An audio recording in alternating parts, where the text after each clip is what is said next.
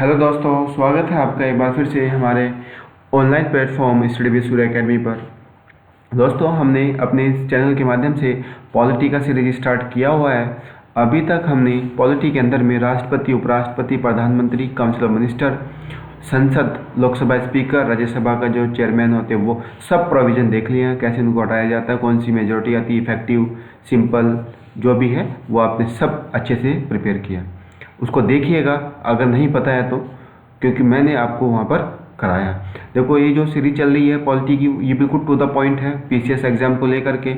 क्योंकि पीसीएस के अगर आप 20 साल के पेपर एनालाइज करेंगे तो आपको फील होगा कि टू द पॉइंट ही उस पर डायरेक्ट आर्टिकल पूछे गए हैं, आर्टिकल्स का रिपीटिशन हो रहा है। अभी जब मैं वीडियो रिकॉर्ड कर रहा हूँ तब से लेकर के 22 दिसंबर तक, अब 20 दिन का ही समय आपके साथ है। तो पॉलिटी को, साइंस को, आपका और मॉडर्न हिस्ट्री को, ज्योग्राफी जो मैपिंग सीरीज मैंने दी है, जो इंडियन ज्योग्राफी मैंने कराई है, मिसलेनियस में जो मैंने कराया है, अच्छे से कंटेक्स्ट रूप से तैयार कीजिएगा। और जो 20 साल के PYQs हैं उनको भी अब अच्छे से लगाना, रिकॉल जिसको मैं बोलता हूँ एक्टिव रिकॉलिंग, अच्छे से अब उसको कीजिएगा। डेली बेसिस पर एक सेट उठाइएगा और उसको गो थ्रू हो जाइएगा, क्योंकि अब समय कम है और टारगेट आपका 105-110 के बीच का रहना चाहिए। मैंने अब वो स्ट्रेटजी भी बताई थी कि 20 दिन आपको कैसे करना है, तो प्लीज़ एक बार जाकर के अपने ही चैनल पर स्टडी विद सूर्य एकेडमी पर उस स्ट्रेटजी को भी देखिएगा। मैंने कैसे उस पर बात की थी, कैसे करंट अफेयर करना है। करंट अफेयर का मैंने कम्प्लीटली वहाँ पर फरवरी से नवंबर तक का दे दिया है, उससे बाहर आपका करंट नहीं आएगा। वहाँ से अगर आप अच्छे से प्रिपेयर कर रहे हैं तो 70-80% क्वेश्चन आपसे आपको आराम से देखने को मिलेंगे। दूसरा, जो CSET का इश्यूज़ रहता है तो CSET पे भी काम करते रहिएगा, क्योंकि अब ज़्यादा समय नहीं है। मैंने कम्युनिकेशन और स्किल्स और डिसीजन मेकिंग की सारी वीडियोस बना दी हैं, उसमें अब PYQs आना बाकी है, जो कि लास्ट पार्ट होगा। ठीक है, तो मैंने वहाँ पर PYQs भी कराए हैं, तो उसको भी एक बार अच्छे से देखिएगा। उसके बाद मैं हिंदी का एक वीडियो दूंगा। देखो, हिंदी में मैं इतना एक्सपर्ट नहीं हूँ, मैं फिर बता रहा हूँ, क्योंकि हिंदी में जो कम्युनिकेशन पैसेज आता है उससे 5 क्वेश्चन हो जाएंगे, और जो बाकी 10 क्वेश्चन रहते हैं उसमें से 5 क्वेश्चन को कैसे टैकल करना है तो वो मेथड मैं आपको बता दूंगा, ताकि CSET का जो कम्युनिकेशन वाला पोर्शन है यहाँ से आपके 15 क्वेश्चन और हिंदी से 10 क्वेश्चन आराम से टैकल हो जाए। बाकी रीजनिंग, इंग्लिश और आपका एप्टीट्यूड रहने वाला है। तो प्लीज़ अच्छे से प्रिपेयर कीजिएगा, मन लगाकर अपने आप को फोकस कीजिएगा, क्योंकि ये अंतिम चांस है, पेपर निकलता है। और जैसे ही आपका प्री हो जाएगा उसके बाद फिर हम आपके लिए मेंस का सीरीज स्टार्ट करने वाले हैं, स्पेसिफिकली फॉर UP PCS। तो प्लीज़ चैनल से जुड़े रहिएगा, और अगर अभी तक आपने चैनल को सब्सक्राइब नहीं किया है तो प्लीज़ चैनल को सब्सक्राइब जरूर कीजिएगा। चलिए आज अपना टॉपिक स्टार्ट करते हैं। जैसे हमने उधर में संसद देखा था, ठीक है, तो आज हम स्टेट गवर्नमेंट देख रहे हैं, दैट मीन्स राज्य सरकार। तो ये आपका पार्ट 6 में आता है। पार्ट 6 जो हमारे कॉन्स्टिट्यूशन के भाग है, तो भाग 6 के अंदर में आता है स्टेट, ठीक है, स्टेट गवर्नमेंट। तो अब जब हम बात करते हैं स्टेट गवर्नमेंट की, तो इसके 3 अंग हैं। कौन कौन होते हैं? राज्यपाल, ठीक, गवर्नर, विधानसभा, legislative assembly, Vidhan Parishad, legislative council. तो ये 3 बॉडी रहती हैं, और संसद में भी 3 बॉडी होती हैं। कौन कौन? राष्ट्रपति, राज्यसभा और लोकसभा। तो हम यहाँ पर आज गवर्नर को देखें। तो गवर्नर आर्टिकल 153 में कहा गया है, governor of state, that means प्रत्येक राज्य के लिए एक राज्यपाल होगा। ये आर्टिकल 153 के अंदर में मेंशन है। अगर कभी आपसे पूछ ले कि राज्यपाल के बारे में जो प्रावधान है कौन से आर्टिकल में है, तो वो 153 में है। चलिए फिर उसमें आगे बोल रहा है कि जो राज्यपाल होता है वो एग्जीक्यूटिव हेड होता है स्टेट का। जैसे हम उधर में देख रहे थे राष्ट्रपति के रिगार्डिंग में कि राष्ट्रपति एग्जीक्यूटिव हेड होता है स्टेट का, लेकिन यहाँ पर ये जो स्टेट लिखा हुआ है ये प्रदेश से मतलब है, और उधर में जो स्टेट लिखा हुआ था वो भारत की जितनी भी व्यवस्थाएं होती हैं उनके संबंध में है। दूसरा कि जो 7th कॉन्स्टिट्यूशन अमेंडमेंट 1956 होता है, उसके तहत बात की गई है कि एक राज्यपाल, दैट मीन्स अगर यूपी का राज्यपाल है, तो मैं उसकी बात कर रहा हूँ, वह 2 और 2 से अधिक राज्यों का राज्यपाल बन सकता है। तो ये कंटेक्स्ट थोड़ा याद रखिएगा। दैट मीन्स कोई भी सदस्य, कोई भी आदमी जो यूपी के राज्यपाल के पद पर सुशोभित है, तो वह उत्तराखंड का राज्यपाल भी हो सकता है सेम टाइम पर। तो ये कहने का मतलब ये बोलना चाह रहा है। तो ये थोड़ा ध्यान रखिएगा। और यहाँ से क्वेश्चन ये बनेगा कि कौन सा कॉन्स्टिट्यूशनल अमेंडमेंट था, कौन से नंबर का, तो वो 7th कॉन्स्टिट्यूशनल अमेंडमेंट 1956 के आधार पर ये बात कही गई है। ठीक, आई होप यहाँ तक आप रिलेट कर रहे हैं। Next article 155 155। अब बात आती है कि जो राज्यपाल होते हैं उनको अपॉइंट कौन करता है, वो अपॉइंट होते हैं किसके द्वारा, राष्ट्रपति के द्वारा। सेंट्रल गवर्नमेंट के कंट्रोल में ये काम नहीं करते हैं, यहाँ पर ध्यान रखिएगा। एज कितनी होती है राज्यपाल बनने के लिए, 35। शपथ कौन दिलाता है, राज्य के हाई कोर्ट का चीफ जज। ठीक है, लेट सपोज यूपी का किसी भी व्यक्ति को गवर्नर अपॉइंट किया गया है राज्यपाल, तो जो यहाँ का राज्यपाल होगा, जो इसका शपथ ग्रहण होगा, तो यूपी का जो हाई कोर्ट है इलाहाबाद में, उसका चीफ जस्टिस होगा, वह शपथ ग्रहण कराता है। कार्यकाल कितना होता है, 5 वर्ष। राष्ट्रपति द्वारा ही हटाया जा सकता है, ध्यान रखिएगा। गवर्नर को केवल और केवल राष्ट्रपति ही पद से हटा सकते हैं, संविधान में कोई आधार उल्लेखित नहीं है। राज्यपाल अपना इस्तीफा किसको देंगे, राष्ट्रपति को देंगे। थोड़ा ये फैक्ट याद रखिएगा, राष्ट्रपति राज्यपाल का ट्रांसफर कर सकता है। ये बिल्कुल टू द पॉइंट में बात कर रहा हूँ, फैक्चुअल डेटा है, याद रखिएगा कि राज्यपाल को कौन ट्रांसफर कर सकता है, राष्ट्रपति। शपथ कौन दिलाएगा, राज्य का जो चीफ जज होता है हाई कोर्ट का, वो दिलाएगा। ठीक है, और राष्ट्रपति को कौन हटाएगा, राज्यपाल को कौन हटाएगा, राष्ट्रपति। तो सिंपल कहने की बात यह है कि जो राज्यपाल का पद होता है ये राष्ट्रपति के प्रसाद प्रदंड पर कार्य करता है। ठीक है, ये ध्यान रखिएगा। अब अगर हम राज्यपाल की पावर देखें तो पहली पावर होती है एग्जीक्यूटिव, कार्यकारी पालिका। राज्य में सभी कार्य राज्यपाल के नाम से होंगे, जैसे हम उधर में राष्ट्रपति के नाम से सभी कार्य देख रहे थे। दूसरा इसके पास पावर है आर्टिकल 164, इंपॉर्टेंट है। 164 जो आर्टिकल है ये बताता है कि जो राज्यपाल होगा वह मुख्यमंत्री को नियुक्त करेगा, अपॉइंट। और 163 में 163 में बोला गया काउंसिल ऑफ मिनिस्टर, मंत्री परिषद को भी गठित करेगा। तो ये दोनों आर्टिकल याद रखना, 163 164, इसमें आएगा राज्य का मंत्री परिषद और इसमें आएगा आपका सीएम। ठीक है, और अगर हम बात करें अपॉइंट किसको करेंगे और राज्यपाल, तो वो करेंगे राज्य का महाधिवक्ता, that means advocate general of state, article 165। तीनों आर्टिकल लाइन से लगे हुए हैं। 153 में गवर्नर है, 155 में उसकी पावर की बात कही गई है। ठीक है, दैट मीन्स कैसे अपॉइंट होगा, कैसे प्रोसेस है। और एक 163 में काउंसिल ऑफ मिनिस्टर को अपॉइंट करने की बात की गई है, 164 में सीएम को अपॉइंट करने की बात कही गई है, और 165 में राज्य का जो महाधिवक्ता होता है एडवोकेट जनरल ऑफ स्टेट, उसकी बात की गई है।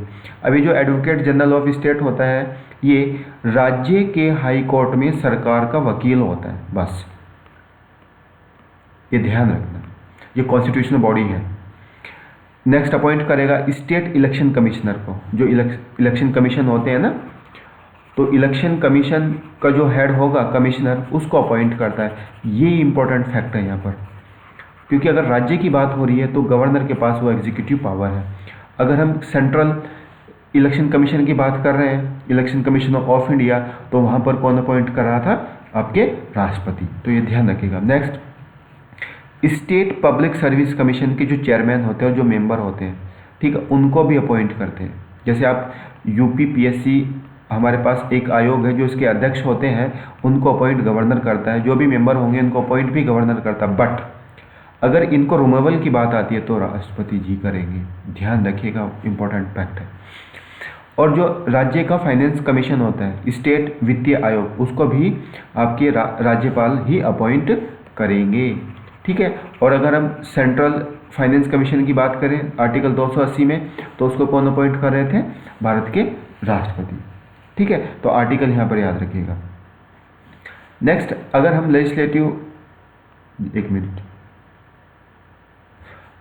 लेजिस्लेटिव पावर की बात करें, विधायी शक्ति की बात करें, तो सिमिलर वही है जैसे हमने राष्ट्रपति के कंटेक्स्ट में देखा था, क्या कि राज्य विधानमंडल को समन्वय भंग करना। जैसे भाई हम संसद में राष्ट्रपति समन भेज रहे थे, क्या समन किस लिए भेज रहे थे, कि 2 सत्रों का जो अवकाश है वो 6 माह से अधिक ना हो। तो सिमिलर यहाँ पर भी वही बात की गई है। दूसरा, किसी भी सदस्य को सदन का पदाधिकारी बनाना। जैसे हमारे पास लोकसभा का स्पीकर होता है और राज्यसभा में चेयरमैन होता है। अगर ये पद खाली है तो डिप्टी को बैठाया जाता है, ठीक है। और अगर डिप्टी भी नहीं है तो भी किसी भी अन्य व्यक्ति को इन पदों पर बैठाया जा सकता है। कौन बैठाता है फिर? सेंट्रल में बैठाएंगे राष्ट्रपति और राज्य में बैठाएंगे कौन? राज्यपाल। कब? जब दोनों पद उपस्थित नहीं है। नेक्स्ट, 1/6 सदस्यों को नॉमिनेटेड करते हैं विधान परिषद में। ध्यान रखना, जो राष्ट्रपति होते हैं वह राज्यसभा में कितने सदस्यों को मनोनीत करते हैं? 12। लेकिन जो राज्यपाल होते हैं वह विधान परिषद में 1/6 सदस्यों को मनोनीत करते हैं। 1/6, ये डेटा याद रखिएगा। जैसे मैं कोरम की बात करता हूँ ना, कोरम कितना होता है? 1/10 ऑफ सदस्य ना, तो ऐसे ही कितने अपॉइंट होंगे? 1/6। और आर्टिकल 213 में क्या बोला गया है? अध्यादेश जारी करने की शक्ति, पावर ऑफ इशूइंग ऑर्डिनेंस, ठीक है। अब मेरे को बताइएगा राष्ट्रपति के पास ऑर्डिनेंस पावर को कौन से आर्टिकल के तहत मेंशन किया हुआ है? यहाँ पर ध्यान रखिएगा, आर्टिकल को ही घुमाना है, 123 to 113। मैंने आपको बता ही दिया यार, 123, ठीक है। चलिए, अब जो अध्यादेश आएगा उसको 6 सप्ताह के अंदर अंदर पास कराना होगा विधानमंडल से, ठीक है। जस्ट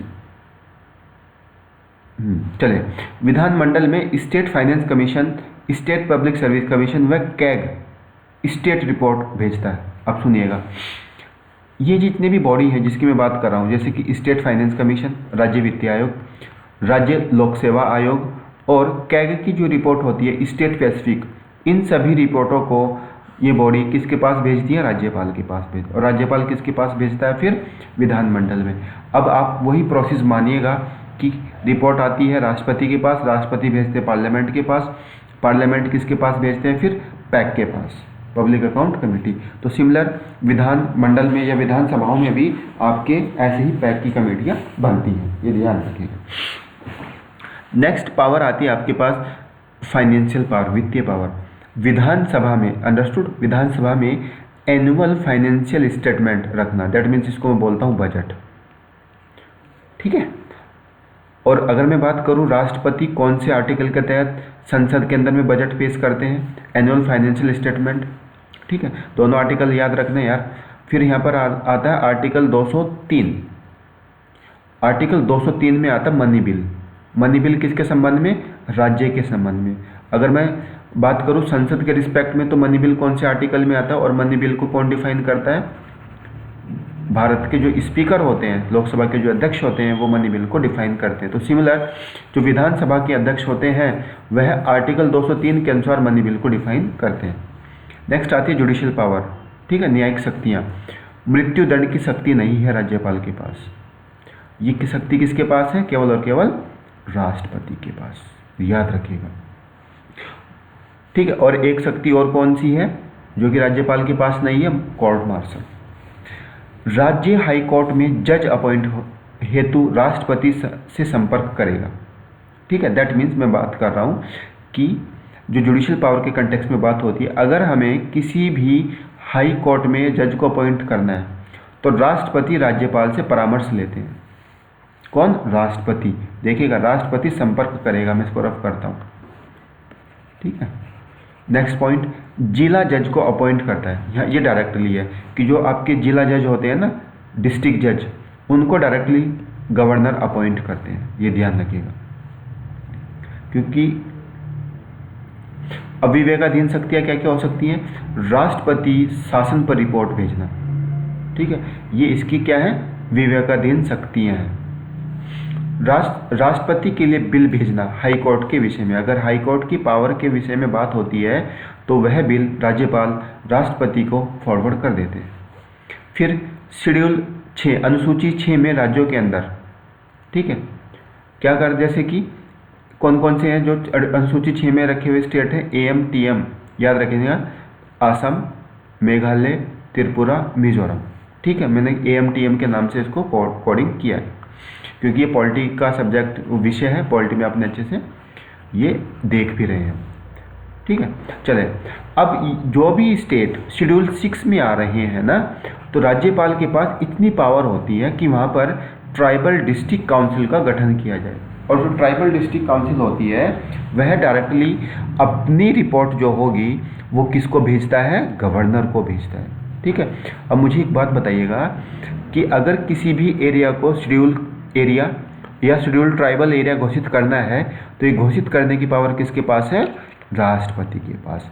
और ऑटोनोमस जिसको मैं बोल सकता हूँ शेड्यूल 6 में ट्राइबल डिस्ट्रिक्ट काउंसिल बनाने का अधिकार किसके पास है, गवर्नर के पास। प्लीज़ प्लीज़ ये फैक्ट याद रखिएगा भाई, कई दफ़ा ना गच्चा खा जाते हैं और फिर हम गलत करके आ जाते हैं। ठीक है, नेक्स्ट हमारे पास आता है सीएम और स्टेट काउंसिल ऑफ मिनिस्टर, राज्य मंत्रिपरिषद। देखो मैंने आपको बताया था ना आर्टिकल 163 में आता है आपका मंत्रिपरिषद, राज्य मंत्रिपरिषद, जिसका मुखिया कौन होता है, सीएम। और अगर मैं वहाँ से बात करूँ आर्टिकल 74 में और 75 में, यहाँ पर हम 75 हमने यहाँ पर काउंसिल ऑफ मिनिस्टर पढ़ा था ना, जिसका प्रमुख कौन होता है, पीएम। और सिमिलर यहाँ पर 163 की बात की गई है। ठीक है, बी केयरफुल भाई, देखिएगा सीएम की सलाह पर, on the advice of CM, राज्यपाल गवर्नर अपॉइंट करेगा किसको, काउंसिल ऑफ मिनिस्टर को। सिमिलर वही कॉन्टेक्स्ट समझ में आ रहा है ना कि पीएम एडवाइस करेंगे किसको, राष्ट्रपति को, और राष्ट्रपति फिर काउंसिल ऑफ मिनिस्टर गठित करते हैं सेंट्रल भी। ठीक है, नेक्स्ट सीएम सहित मंत्रिपरिषद की संख्या 12 से कम न हो, ये फिगर याद रखना, डायरेक्ट क्वेश्चन आया हुआ है यूपीपीसीएस में, उसने डायरेक्ट पूछा था कि राज्य विधान जो राज्य का मंत्रिपरिषद होता है उसमें मंत्रिपरिषद की संख्या कितनी होती है। ठीक है, तो ऑप्शन में है 12 से कम न हो, ध्यान रखिएगा। और ये तय कब किया गया, 91 कॉन्स्टिट्यूशन अमेंडमेंट एक्ट 2003 के अनुसार। अब मुझे ना कमेंट बॉक्स में बताइएगा कि जो हम केंद्रीय मंत्रिपरिषद देखते हैं उसमें नंबर ऑफ कितना है, कितने काउंसिल मिनिस्टर, दैट मीन्स कितने नंबर ऑफ मंत्री बन सकते हैं। ठीक है, मैं आपको बता रहा हूँ कि जो लोकसभा की सीटें होती है ना उसका कुछ परसेंटेज है, तो परसेंटेज बताना। ऑप्शन दे रहा हूँ 10, ऑप्शन बी 15, ऑप्शन सी 20 और ऑप्शन डी 18। ठीक है, आंसर पिक कीजिएगा, क्वेश्चन आएगा, मैं फिर बता रहा हूँ। और पॉलिटी में जब आप PYQs देखेंगे फिर आपको महसूस होगा कि यार सर ने अच्छा पढ़ाया है। ठीक है, टू द पॉइंट बात कर रहा हूँ मैं, क्योंकि हमारा मकसद क्या है, फिलहाल पेपर को फोकस करना।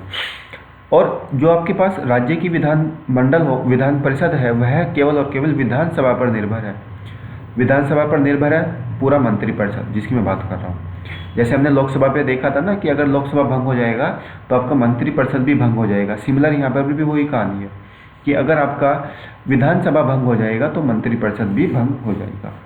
आर्टिकल 164 यहाँ पर सीएम का अपॉइंटमेंट की बात की गई है। ठीक है, आर्टिकल 167 सीएम की ड्यूटी। अब मेरे को ना कमेंट बॉक्स में बताइएगा कि पीएम की जो ड्यूटी है, ठीक है, प्रधानमंत्री की जो ड्यूटी है वो कौन से आर्टिकल में आती है। ठीक है, प्लीज़ आंसर कीजिएगा। ऑप्शन देता हूँ 75, 76, 77, 78।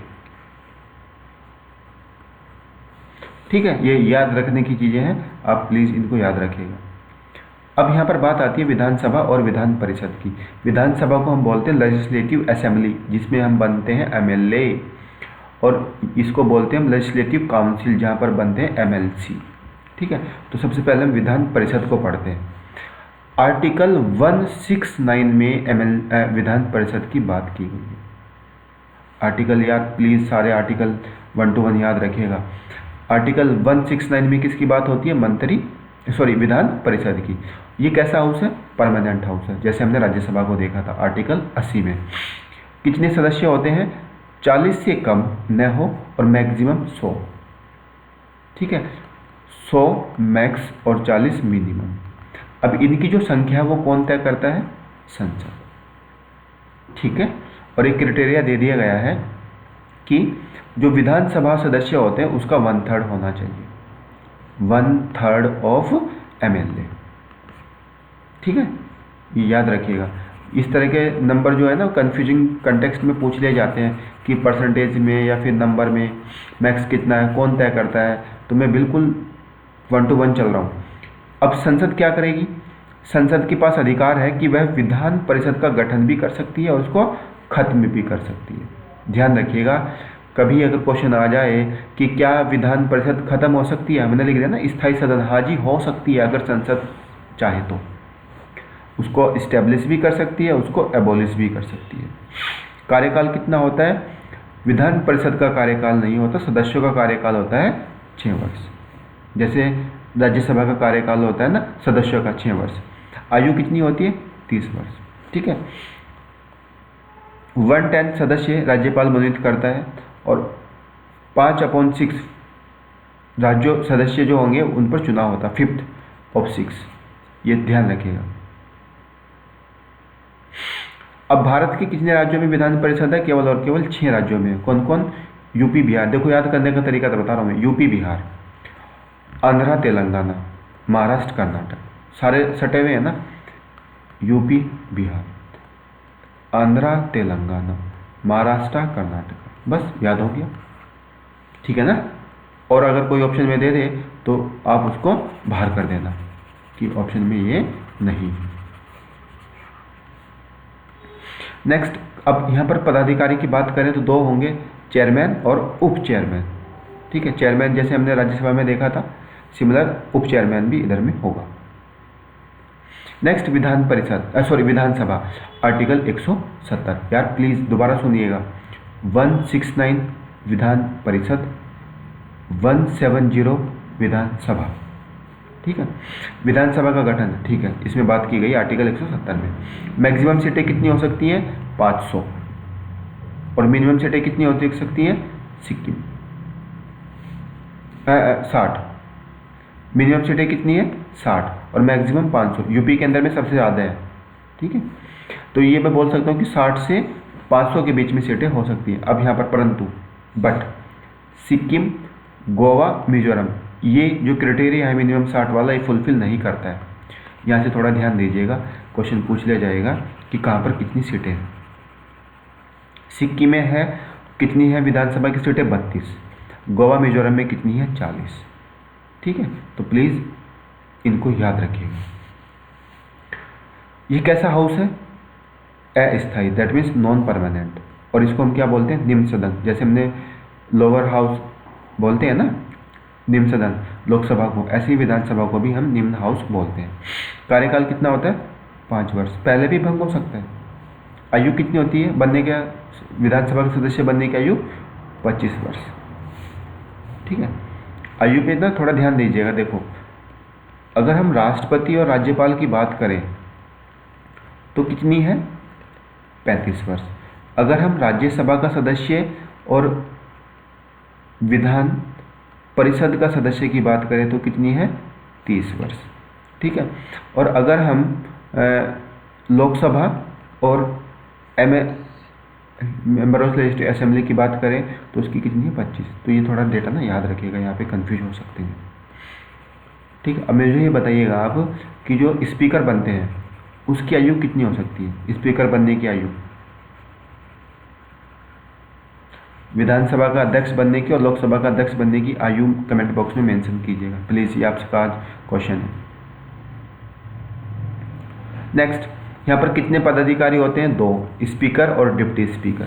ठीक है। सेम कहानी वही है जैसे कि लोकसभा में हमने देखा था। राज्य विधानमंडल के चुनाव कौन कराता है?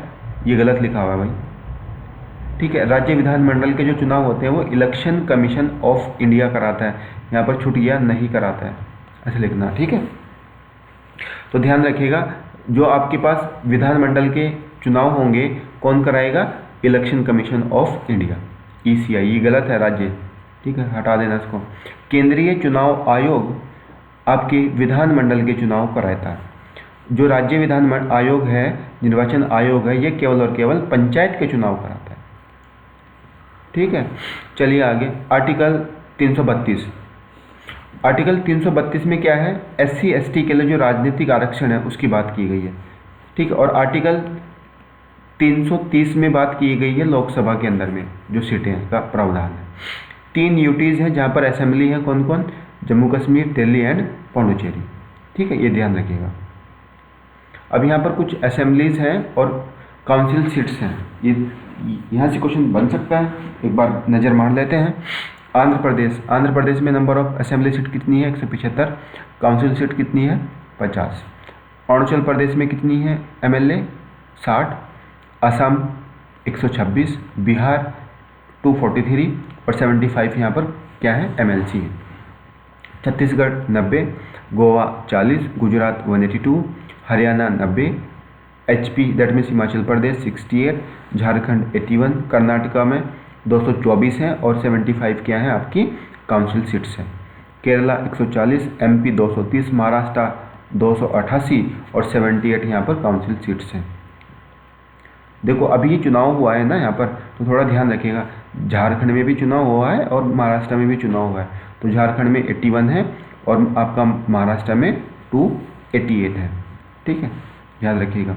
मणिपुर 60, मेघालय 60, मिजोरम 40, नागालैंड 60, उड़ीसा 147, पंजाब 117,